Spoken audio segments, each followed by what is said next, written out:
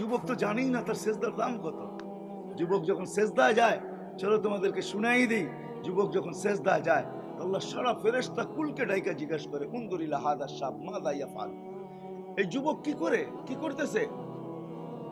ওয়াকাদ কুলতুম আতাজালু ফিহা মান ইউফসিদু ফিহা ওয়া ইয়াসফিকুদ দিমা, তোমরা তো বলছিলা কেন বানাবেন, ফিতনা আর ফাসাদ করবে, দেখো তো যুবক কি করে। ফেরেশতারা জবাব দেয়, জাআলা আজলাহু ওয়া মাজালাহু লিআজলিক, সবকিছু বিসর্জন দিয়ে আপনার কুদরতি পায়ে মাথা ঠেকায় বসে আছে। তো আল্লাহ বলে, মালাইকাতি হাদা আবদি হাক্কা, এ আমার পারফেক্ট বান্দা, ইন্নী উবাহি বিহিল মালাইকা, এই যুবককে নিয়ে আমি তোমাদের উপরে গৌরব করি, সরো এখান থেকে। হায় হায় যুবক, জানো না তোমার সেজদার দাম কত? 5 ওয়াক্ত ডাকে, কোথ থেকে জানি আমি বাহির হয়ে চলে গেছি।